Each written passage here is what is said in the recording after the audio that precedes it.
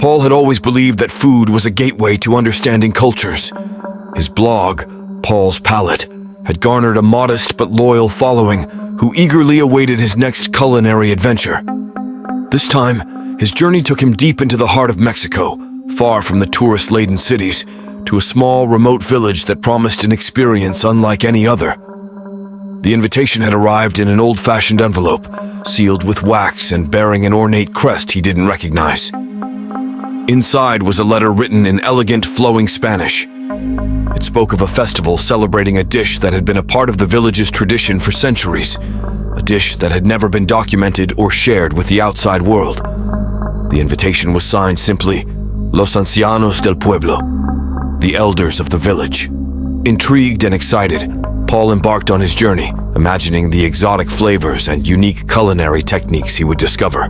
The village, El Cielo Perdido, was nestled high in the mountains, accessible only by a narrow, winding road that seemed to defy gravity.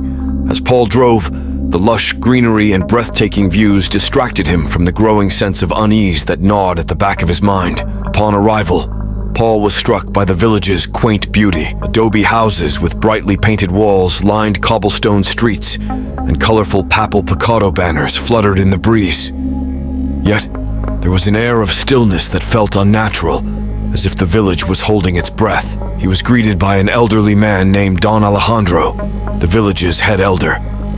Don Alejandro had a warm smile, but his eyes were sharp and watchful, making Paul feel like he was being evaluated. "Welcome to El Cielo Perdido, Paul. We are honored to share our traditions with you," Don Alejandro said in flawless English, though his voice carried an undertone that sent a shiver down Paul's spine. As the days passed, Paul immersed himself in the village's life, documenting everything for his blog. The villagers were hospitable but evasive when he asked about the festival dish. They spoke in hushed tones about La Sombra de la Montaña, the shadow of the mountain, a place Paul was warned to avoid. Despite the warnings, his curiosity grew. The day before the festival, Paul's determination to uncover the secret ingredient led him to venture into the forbidden area. Under the cover of night, he navigated the narrow paths leading up the mountain. The air grew colder and the forest denser as he approached a clearing where he found an ancient stone altar covered in fresh blood. His stomach churned as realization dawned on him. The villager's secret ingredient was not an exotic herb or rare animal. It was something far more sinister. As he turned to leave, Paul was surrounded by villagers, their once friendly faces now masked with stern resolve. "You were warned, Paul," Don Alejandro said, stepping forward. "Now you must understand the price of our traditions." Paul's heart pounded as the villagers closed in around him. Their faces, once kind and welcoming, were now masked with stern determination.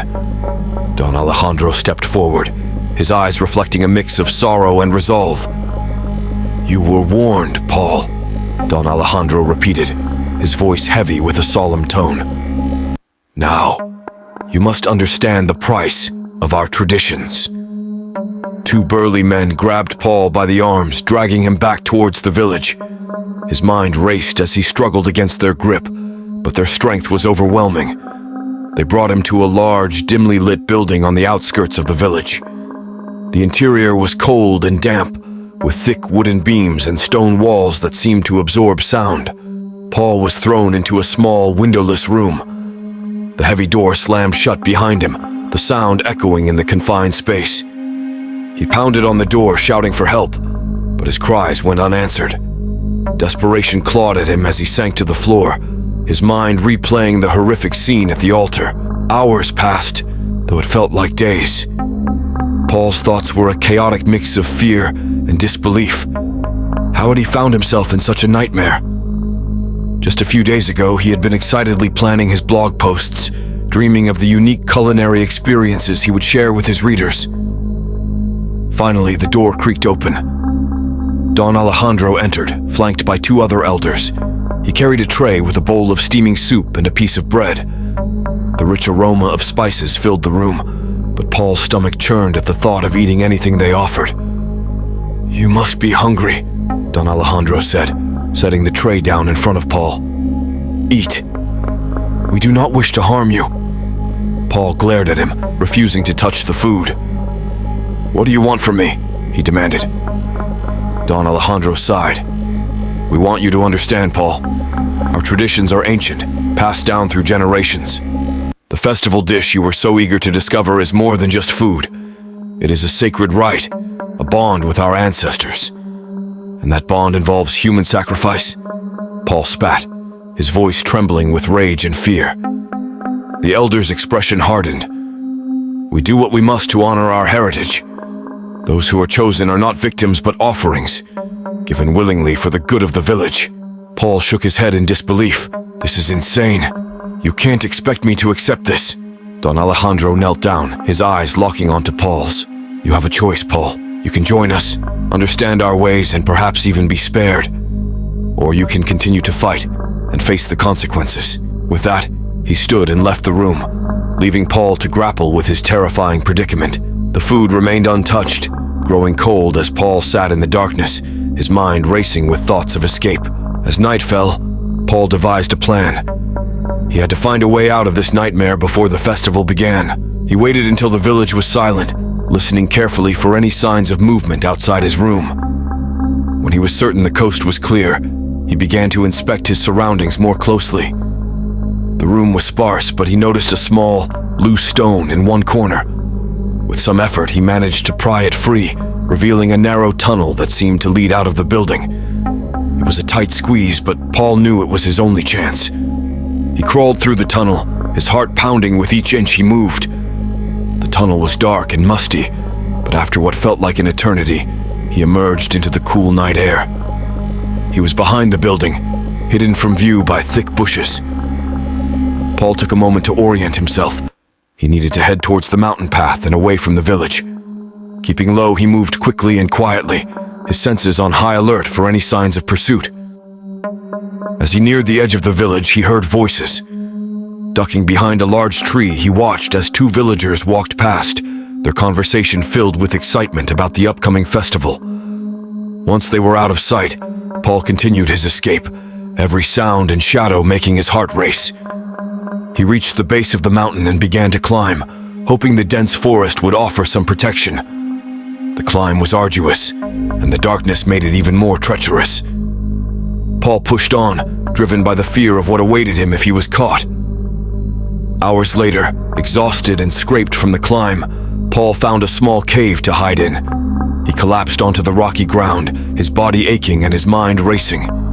He needed a plan. He needed help.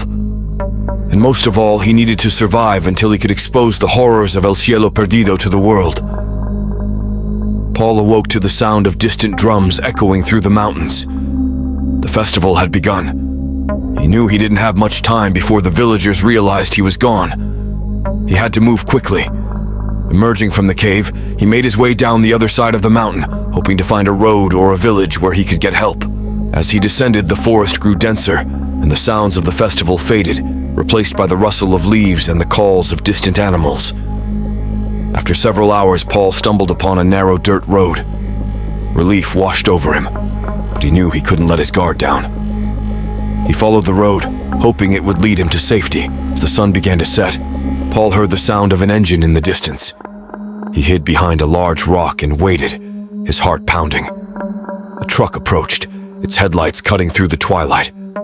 Paul stepped out, waving his arms frantically. The truck screeched to a halt, and the driver, a middle-aged man with kind eyes, stepped out.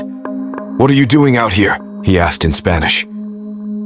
Paul quickly explained his situation, his words tumbling out in a desperate rush. The driver's expression grew serious, and he nodded. "Get in. We need to get you to the authorities." Paul climbed into the truck, feeling a glimmer of hope for the first time since his capture. As they drove, the driver made a call, speaking rapidly in Spanish. Paul couldn't catch everything, but he understood enough to know that help was on the way. The truck eventually reached a small town where a group of police officers and local officials were waiting. Paul was taken to the police station, where he recounted his ordeal in detail. The officers listened intently, their faces growing grimmer with each passing moment. The police organized a raid on El Cielo Perdido, determined to uncover the truth. Paul accompanied them, providing directions and details about the village and its dark practices. As they approached, the village was eerily silent, the festive atmosphere replaced by a tense stillness. The officers spread out, searching the village thoroughly. They found the altar stained with blood and the room where Paul had been held captive. The villagers were rounded up, their faces a mix of fear and defiance. Don Alejandro was brought forward, his expression unchanged. "You do not understand our ways," he said quietly. "Our traditions are sacred." Paul stood firm. "Some traditions are meant to be broken." The authorities took control of the village, promising to investigate further and bring justice to those involved. Paul knew that the road ahead would be difficult, but he was determined to expose the horrors he had witnessed. Back home, Paul wrote a series of detailed blog posts about his experience. The story went viral, sparking outrage and disbelief. Many readers were horrified, while others accused Paul of fabricating the story for attention. Despite the backlash, Paul continued to share his story, appearing on talk shows and news programs to raise awareness. The investigation into El Cielo Perdido continued. As he neared the edge of the village, he heard voices. Maria nodded in agreement. "That's why I'm here," she said, reaching into her bag and pulling out a worn notebook. "I've been digging deeper, following new leads. There are rumors of similar practices in other villages, hidden away from prying eyes." Paul's heart quickened with anticipation. "You think there are more?" he asked, his voice barely above a whisper. Maria nodded solemnly. "I do," she confirmed. "And I think we owe it to the victims to uncover the truth, no matter where it leads us."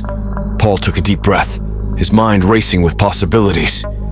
The journey ahead would be perilous, fraught with ethical dilemmas and unknown dangers.